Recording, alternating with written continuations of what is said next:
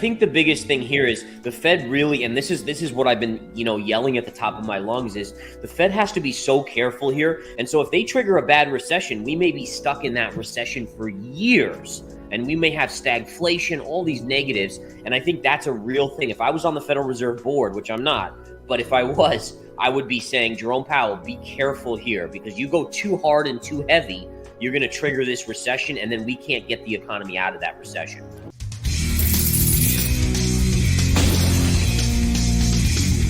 In today's video, Chief Market Strategist of InTheMoneyStocks.com Gareth Soloway tells us all about his latest analysis of the charts as well as his predictions and price targets for Bitcoin. According to Soloway, Bitcoin may face a lot of uncertainties in the near term as a result of the ongoing global economic declines, and we can still possibly see the Bitcoin price drop to 12K even lower, before putting it at a bottom.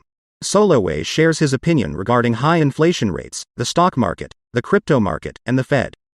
Before listening to him, please ensure to smash the like button and subscribe to the channel. Let's dive into his last interview now. Going into this number, honestly, I was in the 50 basis point camp because looking at gas prices, oil, copper, all these commodities have fallen dramatically. Yep. And so in my head, I'm like, okay, well, we should see that trickle through to the consumer price index. And we just did not. And I think the market got caught way off guard. The Fed now is locked in at 75. I think that's a no-brainer. The reason why I don't think there's 100 is because technically the Fed is really tightening additionally by unloading their balance sheet. So I believe in September, they started to reduce their balance sheet. Yeah. And by reducing their balance sheet, it's technically a tightening effect as well. So if they do 75, it probably, with the unloading of their balance sheet, it's the equivalent of 100 basis points. So market does not like it. Crypto doesn't like it. Stocks don't like it. It's just risk off all the way around. The Fed really, and this is what I've been, yelling at the top of my lungs, is the Fed has to be so careful here, because if they trigger a bad recession, ask yourself, how do we get out of that recession? Because every past recession we've gotten into over the last 10, 20 years, the Fed has printed us out of. And if inflation is as sticky as it looks, they can't do that in the future. And so if they trigger a bad recession, we may be stuck in that recession for years. And we may have stagflation, all these negatives. And I think that's a real thing. If I was on the Federal Reserve Board, which I'm not, but if I was, I would be saying, Jerome Powell, be careful here, because you go too hard and too heavy, you're going to trigger this recession, and then we can't get the economy out of that recession. And I tell you, you'd think just dumb luck would have them time something right, but they notoriously are just the worst at doing just right? They always overdo one way and then overdo the other way. And it's I think we're going. I really a dead clock is right twice a day. So like you said, I don't understand. They have to actually try to be wrong as much as they are, in my opinion. Yeah. And listen, they have a hard job, right? They gotta look at the data. They gotta just time the amount of rate hikes just right. So it's not an easy thing to do, but in my opinion, I would, if I was Jerome Powell, I would do another 75, and then I'd sit back and wait multiple months to see the impact after a few months. Because if they keep on going gangbusters, there's no doubt they will cause a recession.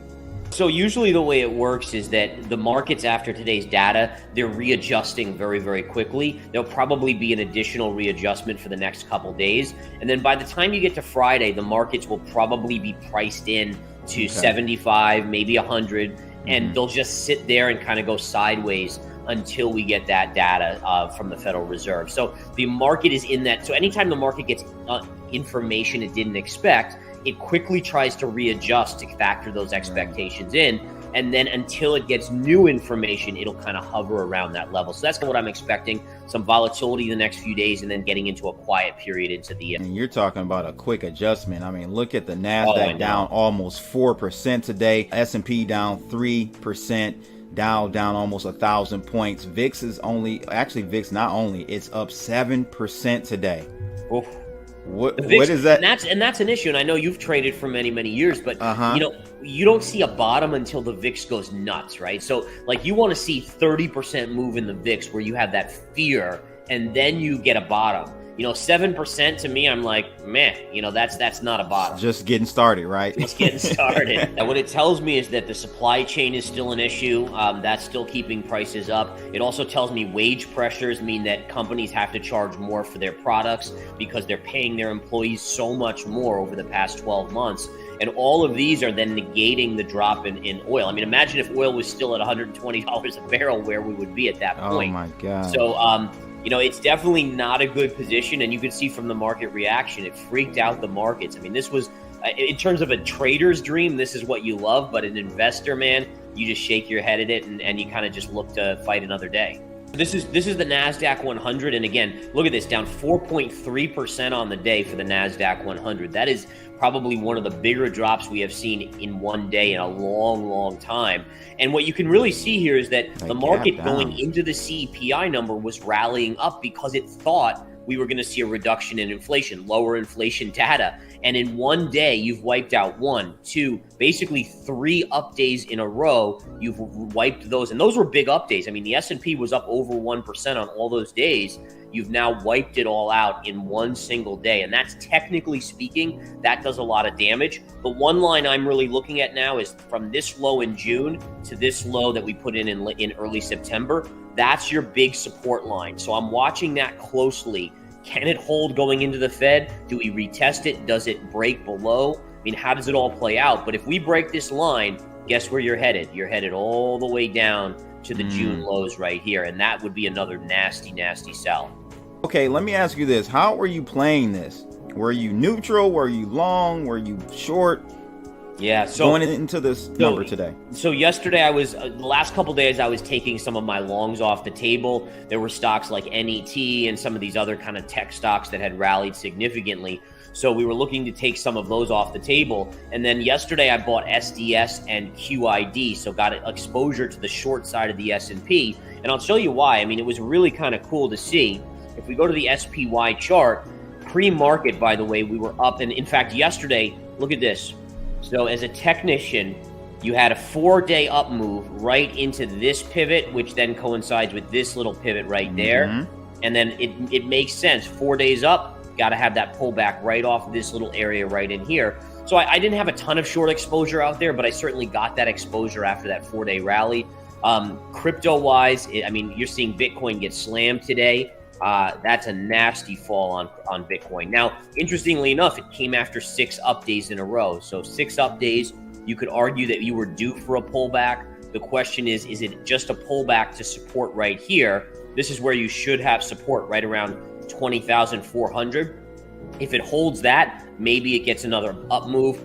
I'm still in the camp, though, that when all is said and done, 6-12 months from now, we're going to have seen crypto and Bitcoin go down quite a bit more before all is done. So I think that's definitely a chart you want to pay attention to, because just like the individual charts of the cryptocurrencies, it does tell a story. So it tells you about how much money was chasing at the highs. The head and shoulders, like you said, is absolutely crystal clear there. And interestingly enough, one interesting comparison, at the height of the .com era, guess what the market cap was of all the .com stocks? Right around $3 trillion. So a weird parity there as well with the cryptocurrency top, which was right around $3 trillion as well. And now we're kind of living through that .com blow up of the crypto markets. So where do you see the Federal Reserve? What is the dot plot in your opinion, where we go with interest rate hikes? You see 75 next or this month. What about the following or sequential months after that? What do you see us going to now? Have you raised your target as far as the final interest rate hike, or give us your insight on that, your thought on that? So, I mean, I was in the camp of 50 and then an additional 25 into year end. I think you have to think 75 now. This is the 10-year yield chart. 10-year yield is nearing that 3.5 double top. So again, I don't know if we'll double top and pull back here, which would indicate that markets start to think the Fed may do the 75 and then kind of sit on the sidelines. But it certainly is something I'm watching. But I would say, again, what I hope the Fed does is if they're going to do 75, I hope that they sit on the sidelines for a couple months for the sake of the economy, for the sake of everyone else. I do think inflation will come down. It's just kind of lagging at this stage. And so I just hope that they don't overdo it too much, push us into a dramatic recession. Then you see unemployment go sky high, 8%, 10%. And I do worry that that could be what the path they're on. So going into year end, I mean, I hope that they only do another 25 after this next one. We will really see inflation pick up a lot. Give us your thesis on the Dixie and where we go from here and how that affects crypto and the stock markets. Yeah, so you're 100% right there. I mean, the inflation we're seeing is in spite of a 15% strengthening of the U.S. dollar since the start of the year. So imagine if the dollar was flat or negative on the year.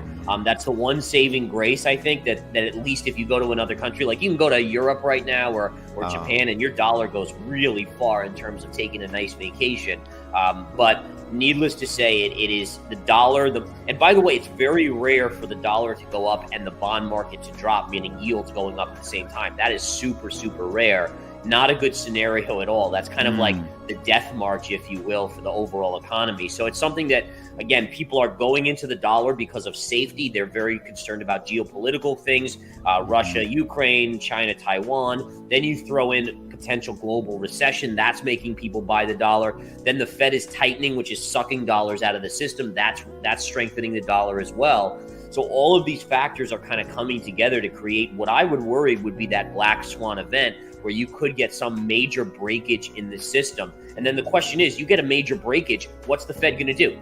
With 8% inflation, can they print us out of that? I mean, it's nuts right now. So this is a trend line that I have on that I'm paying attention to. Right now, we're holding this trend line. If at some point the Dixie, the DXY breaks it, then that would potentially be a new phase. That could be the marker where the Fed starts to sit on the sidelines. It could be the marker where interest rates start to fall, the dollar starts to weaken. Maybe there's a comeback in the economy, or at least in the stock market and the crypto markets. But I think as long as you remain above that line, you have to think that markets are going to be very tricky in terms of going up. How does that trickle down to the rest of the market?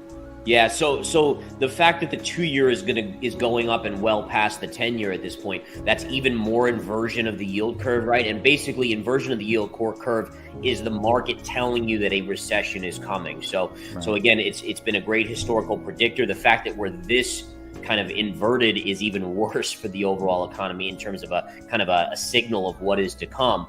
But bottom line is, I mean, people are scrambling, and bond market traders are scrambling. These moves are historically out of control to see the bond market make these type of moves. And again, it's the market trying to come to grips with everything that is going on: inflation, geo instability, the economy, COVID's recovery. I mean, all of that stuff it's trying to price in, and right now it's basically flailing to try to figure it out. Are you positioning your long to midterm investing bag in this type of environment? Are you more in cash, waiting in dry powder, or give us your strategy there? Yeah, so while, if you're not a swing trader, and I generally do swing trading and day trading, then I think you have to go for protection right now. I still haven't priced in that the S&P is going to go to those pre-COVID highs, which I think on the S&P is like 3,400. So we still got a lot of downside to go, probably in the next 6 months or so. What I would do is I would say have some cash on the sidelines, because as things get less expensive, there will be opportunities out there for stocks that get really discounted. And I would go towards like trusty, dividend paying. They're not sexy, but in this market, you just want to preserve capital and grow it a little bit. You're not trying to make 300% of your portfolio. You're trying to make 20% a year type thing, while everyone else is dropping 30% as the S&P collapses. So that would be the angle. Look for an IBM type thing, like GSK was one of my favorites here. We bring up that one. This pays a 7% dividend, and look at the cliff dive it's taken down here. So I'm really intrigued by a stock like this. When you have a 7% dividend paid out, it kind of cushions the downside, and it's already gotten crushed. I also think gold. I mean, everyone kind of bashes gold, but even though gold's down about 4 to 5% on the year, that's in a market where gold, the dollar has rallied 15%. So think about the outperformance on gold. Number one, if you trade it in terms of euros or yen, it's having an awesome year. Just because it's in terms of dollars, it's down a little bit. But if someone said, hey, the dollar's going to be up 15% in 2022, I would have said, oh, well, then gold should be down 15%. The fact that gold is only down 5 or 4% tells me it's way outperforming what it should be doing. And when we finally see that dollar come in, gold should really outperform. So I think, again, conservative, but you can still make money in this market if you're conservative and do the right things.